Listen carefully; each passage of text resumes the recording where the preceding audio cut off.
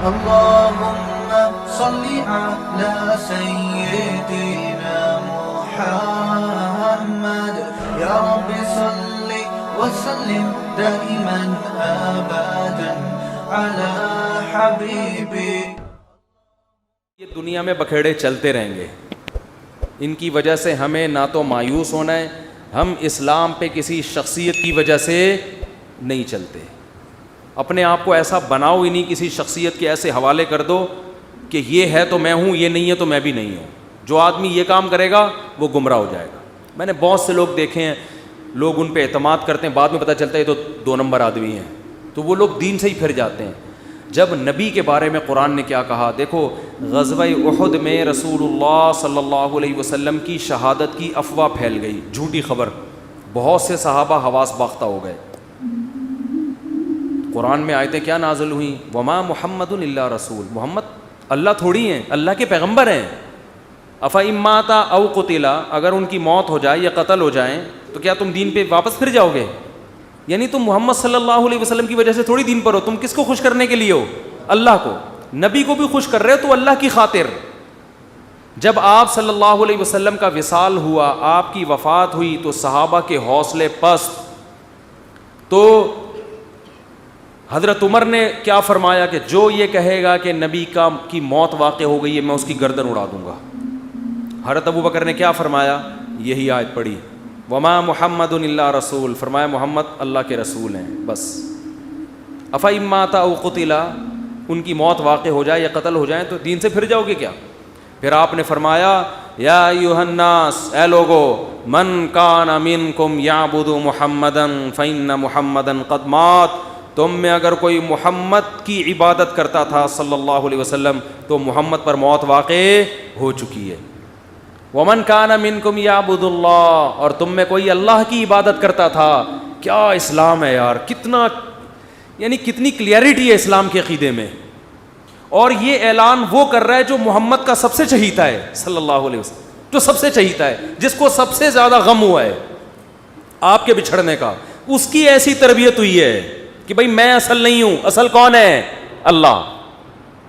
تو کیا خطبہ دے رہے ہیں، ادھر صحابہ غم میں رو رہے ہیں، جانور ہلاک ہو رہے ہیں غم میں، جو نبی جن پر سواری کیا کرتے تھے. آپ کی اونٹنی جس پر آپ سوار ہوتے تھے وہ غم میں مر گئی، بھوکی پیاسی مر گئی وہ. لیکن ابو بکر کیسا قوم کو سنبھالا دے رہے ہیں اور کہہ رہے ہیں یا ایھا الناس، اے لوگو، تم میں جو محمد کی عبادت کرتا تھا فإنہ قد مات، محمد صلی اللہ علیہ وسلم پر موت واقع ہو چکی ہے. قد لگا دیا تحقیق کے لیے. ومن کان منکم یعبد اللہ، اور تم میں جو اللہ کی عبادت کرتا ہے، اللہ کی غلامی کرتا ہے، فإنہ حی لا یموت، وہ آج بھی زندہ ہے، اس پر موت واقع نہیں ہوگی. یعنی وہ حیران تھے تمہیں کیا ہو گیا، کوئی اچھمبے کا کام تھوڑی ہوا یہ، وہ تو بشر ہے، انسان ہے، انہوں نے تو دنیا سے جانا تھا، ہم تو اللہ کے لیے دین پہ چلے ہیں. کسی شخصیت پر اتنی قربانی نہیں دی جاتی. کسی شخصیت پر اگر قربانی دی جا رہی ہے تو کس کی وجہ سے؟ اللہ کی وجہ سے. اللہ راضی ہو رہا ہے. دیکھو قرآن میں نا بڑے علمی نکات ہیں. قرآن کہہ رہا ہے یعتذرون الیکم اذا رجعتم الیہم لترضوا عنہم. قرآن کہ لتعرضوا عنہم ہے لترضوا عنہم، کوئی حافظ نہیں بیٹھا ہوا. لترضوا عنہم فإن ترضوا عنہم فإن اللہ لا يرضى عن القوم الفاسقین. اے نبی جب آپ غزوہ تبوک سے واپس پہنچیں گے تو یہ جھوٹی قسمیں اٹھائیں گے تاکہ آپ ان سے راضی ہو جائیں، خوش ہو جائیں. اگر آپ خوش ہو بھی گئے اللہ پھر بھی خوش بولو نہیں ہوگا. دیکھو یہاں نبی کو خوش کرنے کا ثواب کیوں نہیں مل رہا؟ کیونکہ یہاں نبی کو خوش کرنے سے مقصد اللہ کو خوش کرنا نہیں ہے. تو قرآن کہہ رہا ہے ایسی خوشی کا میں ایسی خوشی پہ خوش نہیں. اور کعب ابن مالک، مرارہ ابن ربی اور ہلال ابن امیہ، ان 3 صحابی نے سچ بول کے نبی کو ناراض کر دیا. منافقین نے جھوٹ بولا نا کہ یہ عذر تھا، یہ عذر تھا، ہم تبوک میں اس لیے نہیں آ سکے، یہ مسائل تھے، یہ مسائل تھے. نبی عالم الغیب نہیں، آپ نے کہا چلو بھائی ایسے ہی ہوگا، آپ خوش ہو گئے، ٹھیک ہے بھائی جاؤ، کوئی سزا نہیں، کچھ بھی نہیں. اللہ نے کہا آپ خوش ہیں، اللہ نہیں خوش ان سے. دوسری طرف منافقین جو مخلص صحابہ تھے 3، کعب ابن مالک، مرارہ ابن ربی، ہلال ابن امیہ، یہ 3 صحابی نے سچ بولا. یا رسول اللہ کوئی عذر نہیں تھا؟ بس ہم سستی کی وجہ سے پیچھے رہے, کوئی عذر نہیں تھا. جانا چاہیے تھا, ہم پہ فرض تھا, لیکن باغ پک چکے تھے, سب کچھ تیار تھا, پھر بھی نہیں گئے, کوئی عذر نہیں ہے. سچ بولا نا, نبی غضبناک ہو گئے. نبی کیا ہو گئے؟ اس لیے نہیں کہ سچ بولا ہے, اس لیے کہ جب کوئی عذر نہیں تھا تو پیچھے رہنے کا کوئی جواز بنتا نہیں. آپ نے فرمایا قم, جاؤ یہاں سے, حتیٰ یقضی اللہ فیکم, اللہ فیصلہ کرے گا تمہارے بارے میں.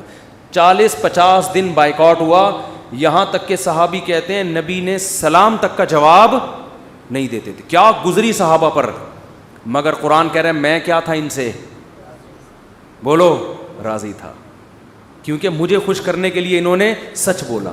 تو پھر اللہ نے پیغمبر کو بھی راضی کر لیا بعد میں, اور اتنا خوش ہو گئے پیغمبر, فرمایا اللہ نے تمہاری تو. اچھا اور سنیں, اسلام کے عقیدے بتا رہا ہوں کتنے واضح ہیں کہ ہم اسلام کو فالو کسی مدرسے کے کسی بندے کی وجہ سے نہیں کرتے.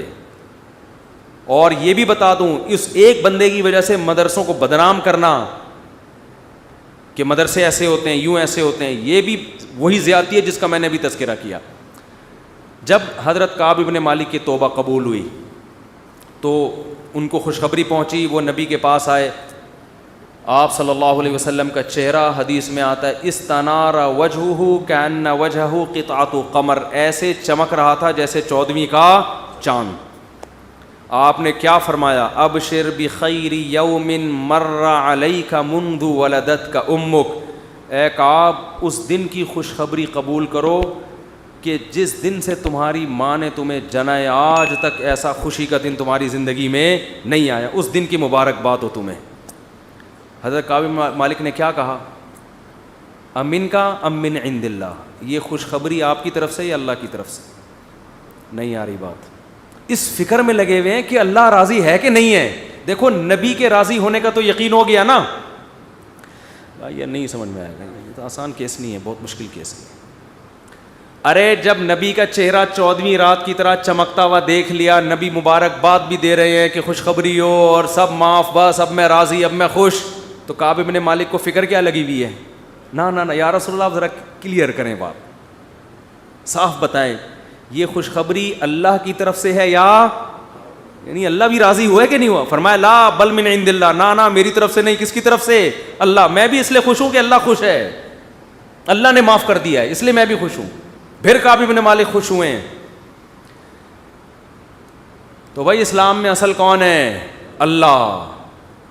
تبھی علماء کہتے ہیں کسی سے تنہائیوں میں گناہ ہوا ہو بالفرض, اللہ نہ کرے, اور اس نے توبہ کر لی, پھر لوگوں کو پتہ چل گیا, لوگ تانے دے رہے بے تو ویسا تھا, ان تانوں کی پرواہ بولو مت, بولے نہ تمہارا جرم کیا اور نہ ہمیں تم سے معافی مانگنے کی ضرورت, جس سے کیا ہے وہ جانتا ہے. لوگوں کو لفٹ کرایا کرو زیادہ, کیونکہ لوگ اس چیز کو مسلط کر لیتے ہیں.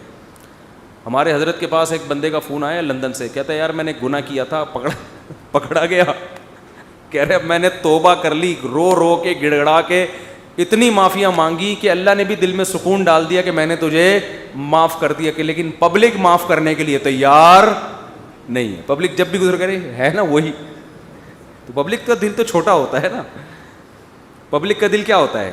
چھوٹا. تو ایسی صورت میں پبلک کو زیادہ لفٹ نہیں کرائیں, بولے جاؤ تمہاری ایسی کی تیسی, ہم جانے اللہ جانے تو کون ہوتا ہے بھائی میرے کو. اور قرآن کے الفاظ دیکھو یار, وَمَن يَعْمَلْ سُوءًا أَوْ يَظْلِمْ نَفْسَهُ ثُمَّ يَسْتَغْفِرِ اللَّهَ يَجِدِ اللَّهَ غَفُورًا رَحِيمًا. ایسے وجد والی آیتیں ہیں. فرمایا جو بھی گناہ کرے گا, اپنی جان پہ ظلم کرے گا, ظلم ہو گیا, گناہ ہو گیا, شیطان نے بہکا دیا اس کو, غلط ہو گیا اس سے, حقوق العباد سے اس کا تعلق نہیں ہے, کیونکہ حقوق العباد میں پھر اس بندے سے بھی معافی مانگنا ضروری. کچھ جرائم ایسے ہیں جو اللہ اور بندے کے آپس کے معاملات. فرمایا پھر اس کو خیال ہوا کہ بھائی خدا تو انتقام لے گا, اور ویسے بھی غیرت کے خلاف ہے, جس نے اتنے احسانات کیے اس کو ناراض کرنا. قرآن کہہ رہا ہے ثم یستغفر اللہ, پھر وہ اللہ سے کیا کرتا ہے؟ معافی. کیا عجیب الفاظ ہیں. اللہ نے یہ نہیں فرمایا غفرہ اللہ, اللہ اسے معاف کر دے گا, نہ یہ انداز نہیں ہے, یہ اللہ اس سے انتقام نہیں لے گا. فرمایا یجید اللہ غفور الرحیم, وہ اللہ کو پائے گا, وہ دیکھے گا کہ اللہ غفور بھی ہے اور رحیم. وہ دیکھے گا اپنی آنکھوں سے. یہ ایسے ہے جیسے ہم کسی کو دعوت دیں کہ آپ ہماری دعوت پہ آؤ. آپ پوچھتے ہیں کیا کیا ملے گا. ایک طریقہ ہوتا ہے آپ بتائیں بھائی بریانی کا انتظام بھی ہے, کباب بھی ہیں, اور اللہ بھلا کرے چکن کا بھی انتظام ہے, اور کڑھائی بھی ہے, 2-4 چیزیں اور بتا دی آپ نے, تو ذہن میں رکھ کر آئے گا ٹھیک ہے بھائی یہ چیزیں ہوں گی. ایک اسٹائل یہ ہوتا ہے وہ کہ بھائی کیا ملے گا, تو آپ اس کو بتائیں جب تم آؤ گے نا تو میری دعوت میں پہنچنے کے بعد تمہیں محسوس ہوگا کہ وسیم بھائی چھوٹے موٹے سیٹ نہیں ہیں. وسیم بھائی نے دعوت کی, یہ جی تم پالو گے, یہ چیز محسوس کرو گے کہ وسیم بھائی طبیعت کے تنگ, ایسا دسترخوان ہوگا, چھوڑو بریانی کباب, چھوٹی وہ غریبوں والی باتیں ہیں.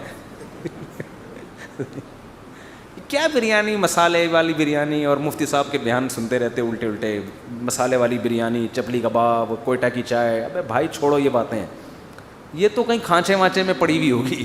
ٹھیک ہے نا. یجد تم پاؤ گے,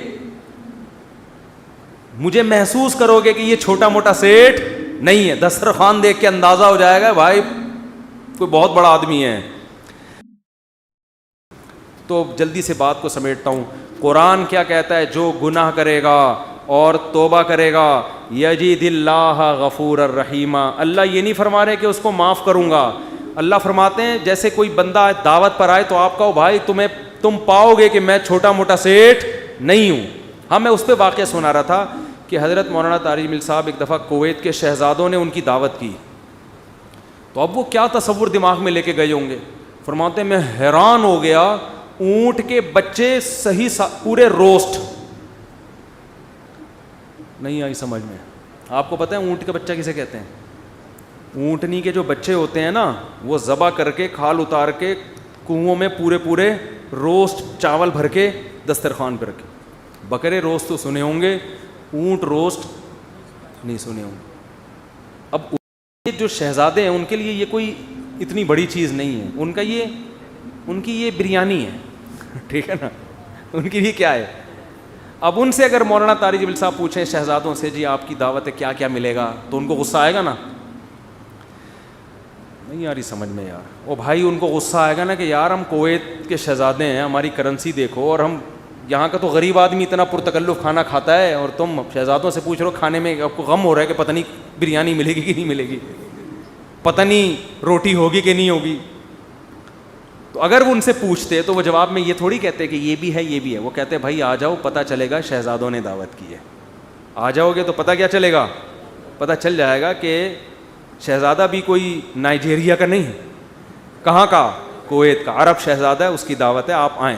اور ان کو پتہ چل گیا, انہوں نے بیان میں بھی بتا دیا. تو اللہ کا انداز یہی ہے.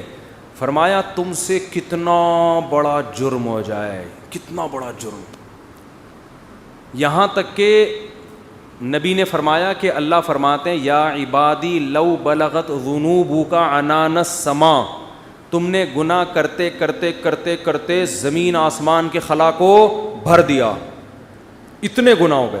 ثم استغفرونی, پھر ایک دن تمہیں خیال آیا یار یہ غلط ہوا ہے, یہ نہیں ہونا چاہیے تھا, رب کو منانا چاہیے, بالآخر اس کا انجام برا ہے, گناہ کی سزا ملتی ہے.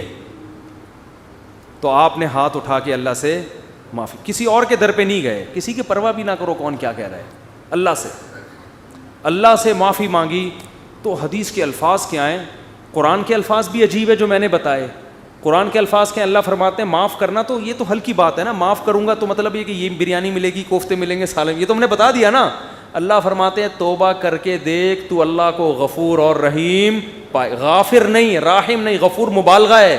تو اللہ کو محسوس کرے گا کہ تیرا رب چھوٹا موٹا معاف کرنے والا نہیں ہے, رحیم کا مطلب بہت رحم کرنے والا ہے.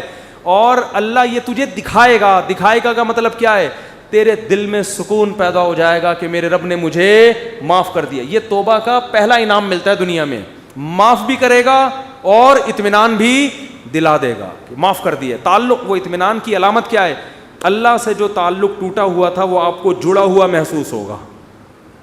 گناہ کی وجہ سے جو دل میں کالک آ گئی تھی وہ کالک آپ کو ختم ہوتی ہوئی نظر آئے گی. یہاں تک علماء کہتے ہیں کہ بعض لوگ گناہ کر کے ایسی توبہ کرتے ہیں کہ گناہ سے پہلے جو اللہ کا ان سے تعلق تھا نا، گناہ کے بعد جب توبہ کی تو اس سے زیادہ اچھا تعلق پیدا ہو جاتا ہے ان کا، پہلے سے بھی زیادہ اچھا اللہ کی محبت پیدا ہو جاتی ہے. یہ تو قرآن میں، حدیث میں کیا آتا ہے کہ اگر زمین اور آسمان کے خلا کو تم نے گناہ کر کر کے پر کر دیا، ثم استغفرونی، پھر مجھ سے مغفرت طلب کرو، لغفرت، معاف کروں گا. اتنا کافی تھا نا یہ جملہ؟ یار نہیں آ رہی سمجھ میں. دیکھو اللہ یہ کہہ دیتے کہ زمین اور آسمان کے خلا کو پر کر دیا، مجھے ناراض کیا ہے نا، پبلک کے پاس جانے کی ضرورت نہیں. عیسائیوں میں پادریوں کے پاس جا کے معاف کرواتے ہیں، اتنے پیسے لے لو معاف کر دو. اللہ کہتے ہیں پادری کا کیا بگاڑا ہے تم نے؟ ناراض مجھے کیا ہے، نماز چھوڑی ہے مجھے ناراض کیا، زنا کیا مجھے ناراض کیا، انٹرنیٹ پر فحش فلمیں دیکھی مجھے ناراض کیا، یہ جو ہو رہے ہیں گناہ آج کل، کچھ بھی کیا مجھے ناراض کیا نا، تو آؤ میرے سامنے گڑ گڑاؤ. تو اللہ نے کیا کہتے ہیں، زمین اور آسمان کے خلا کو پر کر دیا، پھر مجھ سے معافی مانگو گے معاف کروں گا. کافی ہے نا، بس کر دیا معاف. آگے اللہ ایک اور جملہ بناتے ہیں، لا ابالی، کسی کی پرواہ. بولو اردو میں لفظ سماعت ہو کہتے ہیں بڑا لا ابالی قسم کا آدمی ہے. سنا یہ لفظ؟ ہاں بولنے میں کچھ ٹیکس لگتا ہے. لا ابالی کہتے ہیں نا، یہ عربی کے لفظ سے آیا لا ابالی. لا کا مطلب نہیں، ابالی کا مطلب پرواہ نہیں کرتا میں کسی کی. جیسے جو آدمی کسی کی پرواہ نہیں کریں گے بڑا لا ابالی سا آدمی ہے. تو اللہ کیا کہتے ہیں، لا ابالی، معاف کروں گا کسی کی پرواہ نہیں. کیا مطلب؟ یہ جملہ لگانے کی کیا ضرورت تھی؟ جملہ اس لیے لگایا جا رہا ہے کہ بہت سے نیک لوگوں کو اعتراض ہو سکتا ہے، اے اللہ اتنے سارے گناہ سیکنڈوں میں معاف. یہ بات ہماری کھوپڑی میں بولو نہیں، کچھ تو تھوڑی سی ہوتی. جیسے ایک بیٹا نافرمان ہو، 20 سال باپ کو ستاتا رہے، اب باپ کو زندگی بھر ستایا اس نے، باپ نے کہا ایسی کی تیسی ہے، ابھی دیکھتا ہوں میں جائیداد سے آگ کر دوں گا، میں یہ کر دوں گا. باپ بوڑھا ہو گیا، مرنے لگا ہے بھائی، اب جائیداد کی تقسیم کا وقت آ رہا ہے، اور اب یہ گیا، اس کو پتہ ہے کہ اب تو سارا معاملہ خراب، زندگی بھر ستاتا رہا. آخر میں آ کے ابا سے کہتے ہیں، ابا I am very very sorry. ابا کہتے ہیں چل جا معاف کیا. دوسرے بیٹوں کو آئے گا نا غصہ، ہے بھائی، ابا یہ کیا، یہ تو آپ کے رحم دل ہونے سے ناجائز فائدہ اٹھا رہے ہیں بھائی، ابھی آپ کے جانے کا وقت ہے، اور یہ آ کے سوری کر کے چلا گیا. تو ابا اگر ابا ہوں گے تو آپ دوسرے بچوں کو کیا بولیں گے، باپ تم ہو یا میں ہوں؟ کیا خیال ہے، باپ تم ہو یا ٹھیک ہے تمہارا مشورہ ہے میں نے سوچ لیا. باپ بہرحال کون ہے، میں، میری مرضی، میری جائیداد ہے، میری میراث ہے، میں کسی کو بھی نہ دوں، میں صدقہ کر دوں، جاؤ. لیکن انسان کا اتنا ظرف ہوتا نہیں ہے.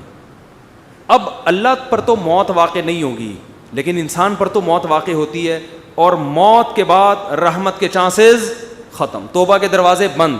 ساری زندگی گناہ کرتا کرتا اب موت سے پہلے اللہ سے کیا کہہ دیتا ہے، آئی ایم سوری، معاف کر دے. تو اللہ کہتے ہیں کہ میں معاف کر کے، آگے پہلے ہی بتا دیا کہ کسی کو اعتراض کرنے کا حق، اللہ کو پتہ ہے بہت سارے لوگ آئیں گے، یا اللہ یہ کیا ہے بھائی، یہ کیا اتنے سارے گناہ ہو رہے ہیں اور اس نے معافی اور 1 سیکنڈ میں معاف، یہ تو تیری حکمت کے خلاف ہے، یہ تو مصلحت کے خلاف ہے، یہ تو یوں ہے، یہ تو ناانصافی ہے. اللہ کہتے ہیں بولنے دو، مجھے پرواہ، بولو نا، نہیں ہے. تم نے تھوڑی جہنم بنائی ہے، میں نے بنائی ہے. نافرمانی اس نے میری کی، معاف کرنے کی طاقت مجھے ہے، تو میں جس کو چاہوں معاف کروں. تمہیں کیا تکلیف ہو رہی ہے؟ تم اپنی بات کرو مجھ سے کہ تمہیں کسی جرم کے بغیر میں سزا تھوڑی دے رہا ہوں. یہ جو الفاظ ہیں نا، لا ابالی، یہ بڑے زبردست الفاظ ہیں. مجھے اس پر اکثر ایک چٹکلا یاد آتا ہے، وہ میں ہر بیان میں جب بھی اس حدیث کی تفسیر کرتا ہوں وہ سناتا ہوں کہ اس کی مثال کیسے ہے. اس کی مثال ایسے ہے، یہ جن لوگ پہلے سے بیان سن رہے ہیں انہیں یہ واقعہ سنا ہے، نئے لوگ بھی آ جاتے ہیں نا. پرانے والے اصل میں اعتراض کرتے ہیں، یار وہ گھسے پٹے قصے بار بار سنا کے نا تھک گئے ہم. تو بھائی آپ کے لیے گھسے پٹے، نئے لوگوں کے لیے کوئی مارکیٹ میں نیا آئے گا تو بتائیں گے ہم، اب آ ہی نہیں رہا. تو وہ ایک اونٹ، ایک بیل اور ایک دمبا، یہ بس واقعہ سنا کے بیان ختم کرتا ہوں، کچھ چند سوالات کے جواب دینے. اونٹ، بیل اور دمبا یہ کہیں جنگل میں سفر کے لیے نکلے. کھانا ختم, ایک گٹھری نظر آئی گھاس کی. اب تینوں میں پھٹا ہو گیا. اونٹ کہہ رہا ہے میں کھاؤں گا, بیل کہہ رہا ہے میں کھاؤں گا, دمبا کہہ رہا ہے میں کھاؤں گا. اونٹ نے کہا دیکھو میں تمہارا بزرگ ہوں, ہم تینوں ایک معیار بنا لیتے ہیں, جو اس معیار پہ پورا اترے گا وہ کھانا وہ کھائے گا. یہ پیشکش کس نے کی؟ اونٹ نے. اس نے کہا میں قبیلے کا بڑا ہوں, دیکھو تو اب میں جو سجیشن دوں گا اس پر عمل کرو. تو ہم تینوں میں سے جو اپنا سب سے پرانا ہونا ثابت کر دے گا کہ جو دنیا میں سب سے پہلے آیا ہے وہ اس گٹھری کا مستحق ہے. اونٹ کا خیال تھا میں ہی ہوں, بزرگ ہے. لوگوں نے کہا چلو جی بزرگوں کا احترام اسلام میں ٹھیک ہے واجب ہے. دمبے نے کہا ٹھیک ہے بھائی میں اپنا ثابت کرتا ہوں میں بہت پرانا ہوں. انہوں نے کہا کتنا پرانا؟ انہوں نے کہا دیکھو ابراہیم علیہ السلام نے بچہ ذبح کیا, نہیں ہوا تو دمبا آ گیا. یہ روایت صحیح نہیں ہے لیکن چلو فرض کر لیتے ہیں دمبا آ گیا. اس کا مطلب میں 4000 سال سے ہوں, ابراہیم علیہ السلام کے دور میں بھی میں تھا. اونٹ چکرا گیا, اس نے بولا یہ تو پہلی گیند پہ ہی آؤٹ ہو رہا ہوں میں. تو بیل نے بولا کہ آدم علیہ السلام جب زمین پہ آئے تھے زمینداری کے لیے ٹریکٹر ایجاد نہیں ہوئے تھے, تو کچھ تو اگایا ہوگا نا, تو کھیتی باڑی کس سے کی تھی انہوں نے؟ بیل سے. اس کا مطلب میں کب سے ہوں؟ دمبا تو آؤٹ ہو گیا نا. اونٹ پریشان کہ کمبخت اس سے پہلے تو تاریخ لکھی نہیں گئی ہے, اس سے پہلے تو تاریخ لکھی اور سجیشن بھی میری تھی. اونٹ ٹینشن میں آیا, اس نے کیا کیا وہ گھاس کی گٹھری اٹھا کے اپنے کوہان پہ رکھی. تو دمبے نے بولا بھائی میں تو بہت پرانا ہوں. اس نے بولا مانتا ہوں, میں نے کب کہا آپ بہت پرانے ہیں, میں آپ کے بعد آیا ہوں. بیل نے کہا میں تو اس سے بھی پرانا ہوں. اس نے کہا میں نے بولا کہ آپ پرانے نہیں ہیں, تو بھائی یہ پھر ہمیں دو. اس نے کہا دم ہے تو لے لو. اس نے کہا ہمت ہے تو اٹھا لو. اونٹ کے کوہان سے کون اٹھائے گا؟ چلو دفعہ یہاں سے, تمہاری ایسی کی تیسی. سجیشن بھی خود ہی دی, بولا جس میں دم ہے لے لے بھائی. چلو اس کو کہتے ہیں لاؤبالی. نہیں آئی بات سمجھ میں؟ اللہ ایسا نہیں کرتا کہ وہ اپنی تجویز کے خلاف چلے. یہ تو میں نے صرف واقعہ سمجھانے کے لیے کہ بھائی اللہ کے سامنے کون لڑ سکتا ہے, اللہ کے سامنے کون دلائل دے سکتا ہے کہ اللہ وہ اتنے سارے گناہ کیے تو 2 منٹ میں معاف کر رہا ہے. اللہ کہتے ہیں جو جس نے دلائل کے امار لگانے ہیں نا پہلے لگا کے رکھے, کتابوں میں لکھے, پورے رسالے لکھ دے. میری نظر میں اس کی کوئی ویلیو نہیں ہے, کیونکہ خدا میں ہوں تم نہیں ہو. نافرمانی میری کی ہے, تمہاری تھوڑی. تمہیں کیوں تکلیف ہو رہی ہے؟ یغفر لمن یشاء ویعذب من یشاء, جس کو چاہوں گا معاف کروں گا, جس کو چاہوں گا عذاب دوں گا. یہ اللہ نے اپنے ہاتھ میں رکھا ہے تاکہ جب کوئی گناہ کرے تو گڑ گڑائے کس کے سامنے؟ اللہ کے سامنے. ہمیں پتہ ہے کہ اللہ کے سوا معاف کرنے والا کوئی بھی نہیں ہے. معافی کا اختیار اللہ کے ہاتھ میں, سزا کا اختیار اللہ کے ہاتھ میں. تو میں اس لیے کرا رہا ہوں کہ مخلوق کو زیادہ لفٹ کرانے کی ضرورت نہیں ہے. لوگ مجھے کہتے ہیں ہم سے گناہ ہو گیا, فلاں نے کہا یوں ہے یوں ہے. میں کہتا ہوں بھائی تو بولے تو کون ہوتا ہے؟ تو میرا باپ ہے, تو میرا ماموں ہے, تو کیوں پوچھ رہا ہے؟ میں جانوں اللہ جانے, تیرا کیا مسئلہ ہے بھائی؟ اور یہ بات سے بات چل پڑی ہے. شادی کے بعد عورتوں میں یہ بہت بڑا مرض ہے, اپنے پرانے قصے, پرانی غلطیاں میاؤں کے سامنے ظاہر کر دیتی ہیں ان کو اعتماد میں لینے کے لیے. جتنے اللہ نہ کرے, بعض خواتین کے ساتھ ہمیشہ نہیں ہوتا. ستار بھائی وسیم, بھائی ستار کو چھوڑو یار, نیک آدمی ہے. کوئی بھی چکر ان کے چلے ہوتے ہیں تو وہ اپنے شوہر کو اعتماد میں لینے کے لیے کہ میں آپ سے اپنے, دیکھیے آج میں آپ سے اپنے دل کی کچھ باتیں شیئر کرنا چاہتی ہوں. دل کی کچھ باتیں شیئر کرنا چاہتی. کیا شیئر کرنا چاہتی ہیں جی؟ دیکھیے اب ہم دونوں ایک دوسرے کے شریک حیات ہیں, میں نہیں چاہتی کچھ آپ سے چھپا رہے. آپ سے پہلے میری ایک جگہ اور بھی شادی ہو چکی ہے, چھپ کے ہوا تھا نکاح, یہ ہو رہا ہے, پھر وہاں بھی ہوئی تھی, یہ بھی ہوا, پھر اس سے چکر چلا, لیکن میں نے توبہ کر لی تھی. اور تم اس کو کیوں بتا رہی ہو؟ تم تو چھوڑو, وہ انسان ہے بھائی, وہ اس کے دل میں بدگمانی ایک بال آ گیا, قیامت تک وہ بال نہیں نکلے گا. چھوڑو تمہارا ماضی کیا گزرا, اس کو بولو بھائی میں بہت نیک گھرانے میں پیدا ہوئی ہوں, بہت نیک ہوں, اسی طرح قبول ہو, ٹھیک ہے. نہیں تو میاں تفتیش کر رہے ہوتے ہیں گھس گھس کے, موبائل میں تفتیش کر رہے ہوتے ہیں گھس گھس کے. تو یہ کس نے اجازت دی آپ کو تفتیش کرنے کی بھائی؟ اسی طرح عورت شوہر سے بھی نہ پوچھے, پرانے, وہ بھی مکھنچو بیٹھ کے اپنے پرانے قصے سنا رہا ہوتا ہے, اس کو بھی اعتماد کیا ہو جاتا ہے, جو اللہ نے جس گناہ پہ پردہ ڈالا آپ خود اگر اس کو ظاہر کر رہے ہو تو آپ سے بڑا بے وقوف دنیا میں کوئی بھی نہیں. ایک عورت نے مجھے بتایا کہ میرے شوہر کو مجھ پہ شک ہوا, اس نے ماضی شادی سے پہلے, دیکھو شادی کے بعد کی بات ہے, شادی سے پہلے کیا ہوتا رہا چھوڑو اس کو, ٹٹولا بالآخر میں نے اگل دیا جی میرا کسی سے غلط تعلق تھا, میں نے توبہ کر لی. کہہ رہے جب بھی پھڈا ہوتا ہے کہتے تم ہو تو وہی نا. میں نے کہا غلطی آپ کی ہے. کیوں بتا رہی ہو بھائی؟ وہ 100 دفعہ بھی پوچھ رہے ہیں آپ کیوں بتا رہے ہو, کیوں بتا رہے ہو آپ اس کو؟ تو ہمارا تعلق کس سے ہونا چاہیے؟ ہم اللہ کے بندے ہیں, جرم اللہ کا تو توبہ بھی کس سے؟ اللہ کی. اور ایک اور بات سے بات نکلتی ہے, بعض خواتین کے ساتھ کوئی ایسا واقعہ ہو چکا ہوتا ہے کہ وہ کنواری نہیں رہتی, بعض دفعہ کوئی مسئلہ ہوتا ہے ان کے ساتھ, یا بعض دفعہ کوئی برائی ہو چکی ہوتی ہے جس سے وہ توبہ کر چکی ہوتی ہیں, وہ شادی کرتے ہوئے ڈر رہی ہوتی ہیں, وہ ڈر رہی ہوتی ہیں کہ شوہر کو پتہ چلے گا, وہ کہے گا یہ تو کنواری نہیں ہے.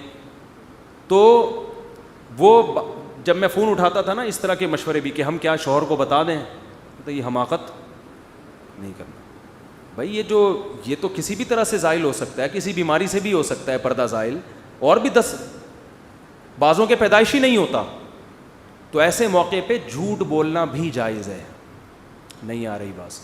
عورت کے لیے جائز ہے کہ وہ شوہر سے بولو نا, جھوٹ بول دے, وہ یہ نہ بتائے کہ میں نے بدکاری کی ہے پھر توبہ کر لی ہے, یہ اتنی تفصیل میں جانے کی ضرورت نہیں ہے. وہ بول دے بھائی یہ پیدائشی نہیں ہے, یہ جھوٹ ہے. لیکن کیوں؟ وجہ اس کی یہ کہ اس کمبخت کو یہ تفتیش کی اجازت نہیں ہے کہ وہ پوچھے آپ سے. جو ماضی کے قصے ہیں وہ کیا ہیں؟ وہ ختم, وہ پرانے ہیں. تو جو ٹوہ میں لگتا ہے نا, ٹوہ میں گھستا ہے ایک دوسرے کی ٹوہ میں, اللہ اس کو کیا کرتے ہیں؟ رسوا کرتے ہیں. تو گناہ ہو جائے کس سے تعلق؟ اللہ سے. ہم عیسائی تھوڑی ہیں کہ پادریوں سے جا کے یا پنڈتوں سے جا کے اپنے گناہ شیئر کر رہے ہوں. مجھے بھی لوگ آ کے بتاتے ہیں, میں کہتا ہوں یار مجھے نہیں بتاؤ کیا ہوا ہے, میں بھی انسان ہوں. ہاں ایک صورت میں آپ بتائیں, جیسے کوئی مریض ڈاکٹر کو اپنی بیماری بتا رہا ہوتا ہے علاج کے لیے, تو کسی بزرگ سے کسی عالم سے آپ کا تعلق ہے, آپ سمجھتے ہیں کہ اس سے میں مشورہ لے سکتا ہوں, اور مشورہ اس وقت تک نہیں لے سکتا جب تک میں اس کو اپنا پورا مرض بتاؤں نہیں کہ میرے اندر کیا گناہ ہے جو میں چھوڑنا چاہتا ہوں مگر مجھ سے چھوٹتا نہیں. ایسی صورت میں پھر مجبوری ہے بتانے کی تاکہ وہ اس کا کوئی علاج بتائے آپ. تو اس کا خیال کرنا چاہیے. یہ اللہ کا دین کتنا زبردست ہے, اللہ نے ہمیں بتا دیا گناہ سے بچنا کیسے, ہو جائے تو کرنا کیا ہے. تو ہمارا رب ہے غفور الرحیم, جب توبہ کرو گے اللہ کہتے ہیں میں بتا دوں گا کہ میں لوگ معاف نہیں کرتے مگر میں معاف کر دیتا ہوں.